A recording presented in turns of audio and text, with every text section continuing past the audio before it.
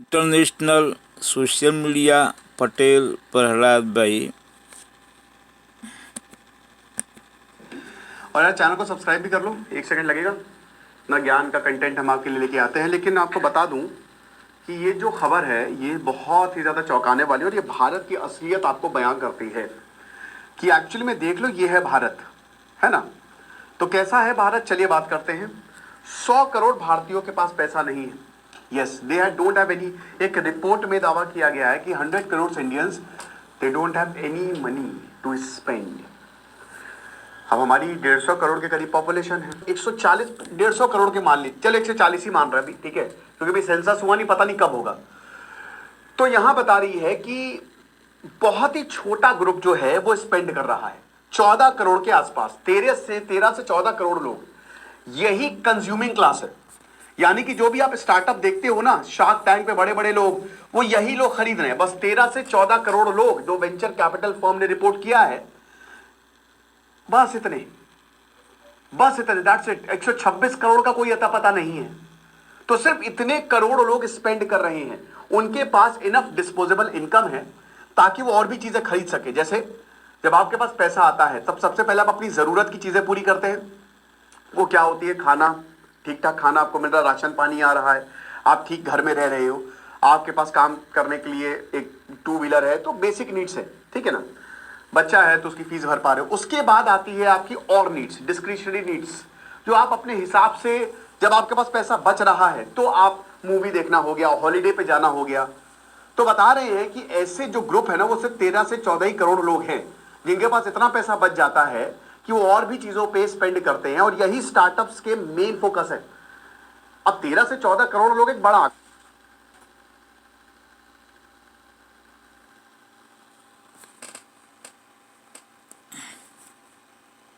पूरे यूरोप की पॉपुलेशन 75 करोड़ है। लेकिन अगर आप यूरोप की बात करो तो छोटे छोटे देशों की भी पॉपुलेशन इतनी नहीं है। यूके की पॉपुलेशन है 6.5 करोड़। तो ये आंकड़ा बड़ा है, 14 करोड़ है भाई। लेकिन फिर भी एक पूरा मार्केट जो है ना वो खाली है, इट्स गॉन। और प्रॉब्लम ये है कि जो सबसे प्रीमियम प्रोडक्ट्स होते हैं ना, जैसे अभी मैं शार्क टैंक पे एक हेडफोन देख रहा था, वो 17 से 18 हजार का है। सोनिक लैम्प, उसकी पिच देख रहा था मैंने चेक किया, 17 से 18 हजार का है वो खाली 1 करोड़ के आसपास है। वो और भी कम है जो सुपर रिच क्लास है, और स्टार्टअप उन्हीं को ही बेच रहा है और उन्हीं से ही पैसे कमा रहा है, ठीक है ना। तो जो जीडीपी है, they are heavily dependent on the consumer spending. आपको पता ही है कि भाई अगर कंज्यूमर, भाई क्या होता है, ठीक है ना, C plus I plus G plus X minus M। Consumer 40% है जीडीपी का। अगर इनके पास आप पैसा नहीं दोगे तो आप मर जाओगे, सरकार मर जाएगी। मतलब आप नहीं, सरकार मर जाएगी, ठीक है ना। मैं सरकार को बोल रहा हूं। तो अगर कंज्यूमर स्पेंड नहीं करेगा तो जीडीपी, इकोनॉमी का पहिया रुक जाएगा, है ना। इकोनॉमी का पहिया जब तक चल रहा है, व्हील ऑफ इकोनॉमी जिसको कहते हैं, बहुत जहां रुका उसको स्टार्ट करने में छींके आ जाती है ना। तो अगर कंज्यूमर ही स्पेंड नहीं करेगा तो खेल खत्म। तो कंज्यूमर स्पेंडिंग पे ही नेशन की जीडीपी डिपेंड होती है, वरना सारी कंपनीज बंद होने लगेगी, जीडीपी ठप हो जाएगी, सरकार को टैक्स नहीं आएगा, है ना। तो कंज्यूमिंग क्लास जो है वो 14 करोड़ ही है, बस, दैट्स इट। और ज्यादातर स्टार्टअप्स के लिए यही लोग हैं, ये इन्हीं को ही टारगेट करता है, चाहे वो एडटेक हो, है ना। ठीक है, मैं तो 300 रुपए, तो 300 रुपए तो कोई बड़ी बात नहीं होती, मैं तो सबको, इसीलिए मैंने भाई, मैं उन मार्केट को केटर कर रहा हूं ताकि हर कोई इसका फायदा ले सके, हर कोई ज्ञानी बन सके, है ना। लेकिन बहुत लोग ऐसा नहीं होते हैं। 1-1 लाख के भी कोर्स, यही कोर्स आप देख लो, 1-1 लाख का। एक टाइम मैनेजमेंट का मेरा कोर्स है, 250 रुपए का है। सेम टाइम मैनेजमेंट का कोर्स एक बहुत बड़े यूट्यूबर जो है वो 7-8 हजार का बेच रहे हैं, ठीक है ना। तो ये है, 30 करोड़ लोग जो हैं, they are classified as emerging और एस्पायरेंट कंज्यूमर, ठीक है ना। 30 करोड़ लोग, यानी कि ये लोग अभी यहां पे नहीं आए, कंज्यूमिंग क्लास में नहीं आए। इन्होंने थोड़ा खर्चा करना ज्यादा शुरू किया है, लेकिन ये डेवलपिंग मोड में है। डिजिटल पेमेंट्स आ गया है ना, आप आसानी से क्यूआर कोड स्कैन करके पेमेंट कर सकते हो। But they are cautious buyers. इनको पता है कि जैसे अगर मान लीजिए इनके पास 2,000 रुपए बचे हैं, ठीक है ना, तो पता नहीं स्पेंड करेंगे कि नहीं करेंगे, 2,000 रुपए बचा लो। Do you know the US solar company? में आएंगे। So they are heavy consumers and reluctant players, मतलब कंज्यूम करेंगे लेकिन पैसा जहां पे खर्च करने की बात आएगी ना तो थोड़े रिलेक्टेंट है। 30 करोड़, है ना, ये हिसाब किताब। और बाकी जो 100 करोड़ है वो पैसा उनके पास, उनके हाथ में पैसा नहीं है। तो OTT, media, gaming, edtech, lending, they are relevant अभी इन्हीं लोगों के लिए। दे आर, जैसे जो एस्पायरेंट है, जैसा ये जो 30 करोड़ की पॉपुलेशन है, ये ओटीटी पे खर्च कर देगी, गेमिंग पे खर्च कर देगी, एडटेक पे खर्च कर देगी। मेरा जो फोकस पॉइंट जो एडटेक का होता है वही यही 30 करोड़ लोग हैं। आप समझ रहे हो? तो ये हिसाब किताब है। यूपीआई और ऑटो पे में भाई, जो यूपीआई और जो ऑनलाइन पेमेंट आए ना, इससे जो है ये एस्पायरिंग एक नई क्लास आई है, ठीक है ना, जो ये खर्च करती है। लेकिन भाई 100 करोड़ इंडियंस है, दे don't have the kind of income कि किसी पे ये स्पेंड कर सके। समझ रहे हैं? 100 करोड़ लोग, ये खर्च ही, इनके पास पैसा ही नहीं। अच्छा, बहुत सारे लोग जो है वो दिखावे की जिंदगी जी रहे हैं। आप इंस्टा पे, सोशल मीडिया पे मत आइए, ये सब बोलेंगे, ये बहुत बढ़िया सूट बूट पहन के आएंगे, कोई BMW लेके आएगा, ये सब आपका काटने के लिए बैठे हुए हैं। ये बोलेंगे हमारा कोर्स ले लो, है ना। ऐसे बहुत सारे लोग हैं। ये एक किसी को पैसे देंगे, ले भाई 5,000 ले ले, बढ़िया एक्टिंग कर ले, तो बोलने लगी, वही हिसाब किताब होगा। तो एक्टिंग करेगा बढ़िया, वो खुद भी वो बंदा एक्टिंग करेगा, स्टॉक मार्केट की बड़ी बड़ी बातें करेगा। बहुत सारे ऐसे लोग हैं, है ना, या जिसको जो भी उसको बेचना है और वो आपको चिपका देगा। अब इन कोर्सेज के प्राइस 20,000, 30,000 इस तरीके के होते हैं। इंस्टा पे कितने बेचारे, कितने भोले भाले लोगों को बेवकूफ बनाया जाता है। मैं भी कोर्स बेचता हूं, लेकिन मेरे 200, 250, 300 होते हैं और वैल्यू होती है। तो मेरी यही रहता है ना कि भाई आप बेचो, बेचने में कोई दिक्कत नहीं है, लेकिन आप क्या वैल्यू दे रहे हो और कितने में दे रहे हो। यहां पे उल्टा है, आपको एक झूठा सपना दिखाया जाता है, सब दिखावा है। मैं देख रहा हूं सलाह कि मैं अभी ट्रेन में गया और वहां पे मैंने देखा कि हर किसी के पास आईफोन है। भाई जिसका देखो आईफोन, भाई मेरे पास आईफोन नहीं। अभी मेरा दिमाग घूम गया। मैंने कहा वाह यार, भारत बदल रहा है। फिर एक रिपोर्ट आई थी कि 70% जो आईफोन लिए जा रहे हैं वो ईएमआई पे लिए जा रहे हैं। तो सब ईएमआई पे चल रहा है, सब कुछ, सब कर्जे में है। इधर से सैलरी आती है, उधर एक हाथ खर्च हो जाती है। आपको आचार्य चाणक्य कहते हैं कि अगर पैसा नहीं बचाओगे तो बर्बाद हो जाओगे। अमीर बनो, आचार्य चाणक्य कहते हैं कि गरीबी आपको बर्बाद कर देगी। लेकिन बात क्या है, एक मेरा दोस्त है, वो 5 स्टार होटल में जाता है ना, 5 हयात में रुकता है वो। उसकी सैलरी कितनी, 35,000 रुपए, है ना। एक महीने सैलरी आती है, खर्च कर देता है, उसके बाद दूसरों से मांगता रहता है। कई बार तो दूसरों से उधार लेकर जाता है ताकि उसकी गर्लफ्रेंड खुश रह सके। तो ये है, ये आजकल सच्चाई है लोगों की। आप समझ रहे हो? तो इसीलिए बहुत ज्यादा परेशान होने की जरूरत नहीं है किसी की लाइफ देख के। भाई समझ लो कि बहुत ज्यादा जो दिखावा कर रहा है ना, क्योंकि देखिए जो आचार्य चाणक्य कहता है अपनी वेल्थ का दिखावा कभी नहीं करना चाहिए, ले डूबता है वो चीजें। तो 100 करोड़ है। फिर इंडियन कंज्यूमर्स मार्केट जो है वो भी एक्सपैंड नहीं कर रहा है, बट डीप हो रहा है। अब ये बड़ी बहुत गहरी बात कह दी है। इंडियन का कंज्यूमर मार्केट वो एक्सपैंड नहीं कर रहा है, वो श्रिंक भी नहीं कर रहा है, बट गहरा होता जा रहा है। आप समझ रहे हो? भाई चलो श्रिंक हो तो हम बात करें, लेकिन गहरा के मतलब पता है क्या है? और लोग इसमें आते जा रहे हैं, और लोग गरीब होते जा रहे हैं, गहराई बढ़ती जा रही है, ठीक है ना। तो पहले गहराई को भरोगे ना, तब तो एक्सपैंड या श्रिंक होगा, लेकिन गहरा हो गया ही है तो और लोगों के पास पैसा कम होता जा रहा है। और भी इकोनॉमी की भी हालात बहुत खराबी है। तो जो नंबर ऑफ वेल्दी पीपल जो है वो उतने हिसाब से नहीं बढ़ रहे हैं। भारत में वेल्थ उस तरीके से नहीं बढ़ रहा है, ठीक है ना। जो अमीर है पहले से वो अमीर होते जा रहे हैं। भारत में के शेप रिकवरी है, ठीक है ना। बता रहे हैं कि जैसे जो राइज ऑफ प्रीमियमाइजेशन, ठीक है ना। अब ये क्या है कि कंपनी जो है वो हायर एंड प्रीमियम प्रोडक्ट जो है वो बेच रही है, बहुत एक्सपेंसिव प्रोडक्ट बेच रही है वेल्दियर कंज्यूमर्स को, मास मार्केट को नहीं बेच रहे हैं। 100 करोड़ लोगों को कोई केटर नहीं करेगा। शार्क टैंक पे ऐसे बहुत सारे लोग आते हैं, वो बोलते हैं कि भाई ये गरीबों के लिए है, उन पे कोई इन्वेस्टमेंट नहीं देता है, क्योंकि भाई वो पैसा क्यों फंसा है वहां पे, उनको पता है कि ये लोग नहीं खरीदेंगे और इतने में कोई प्रॉफिट नहीं बनेगा। तो कंपनीज किसकी बनती है? फैशन की, ठीक है। कंपनीज किसकी बनती है? बड़े बड़े स्टोर्स की।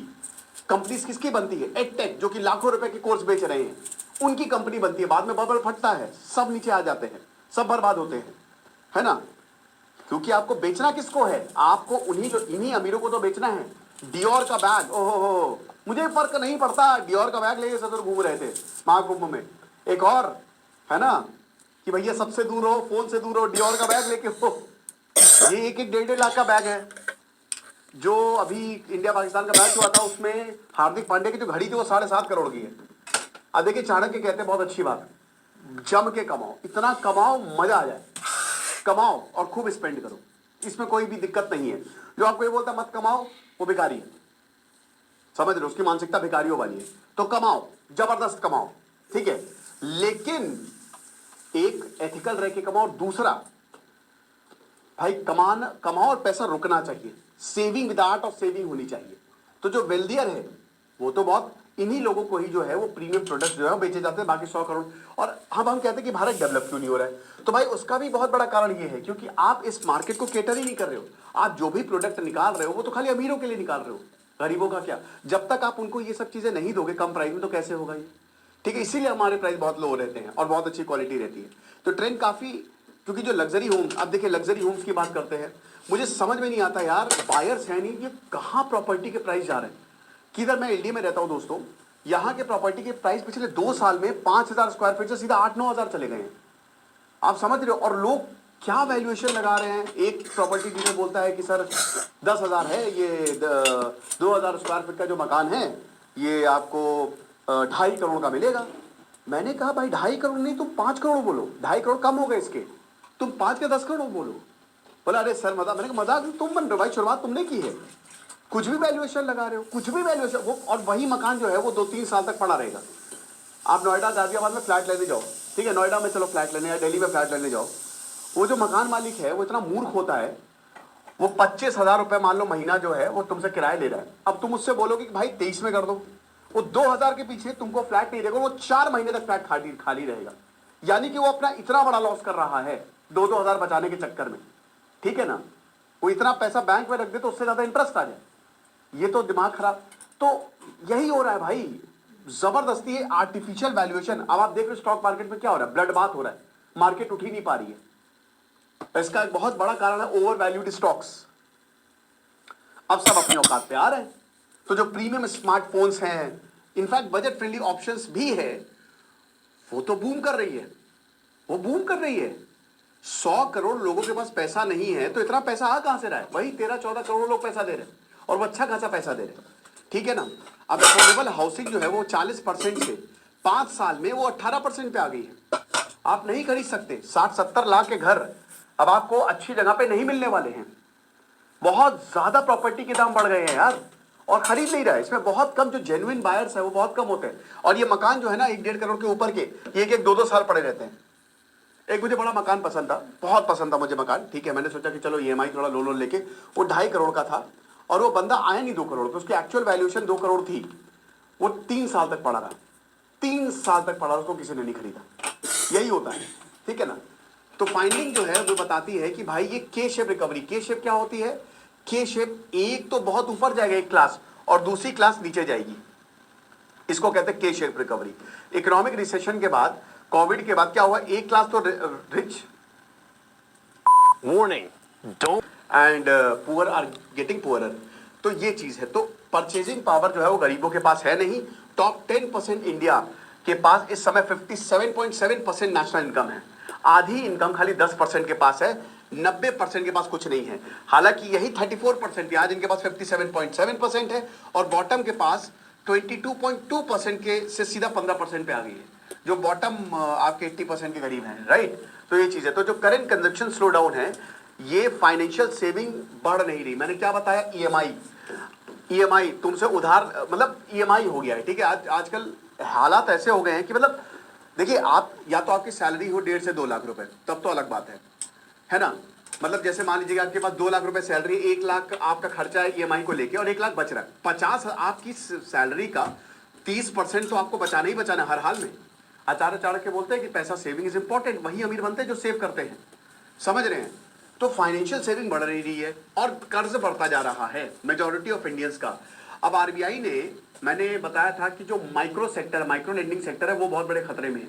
उसमें डिफॉल्ट रेट्स बढ़ते जा रहे हैं, अनसिक्योर्ड लोन अब नहीं दे रहा है। आरबीआई ने इसको बंद कर दिए हैं।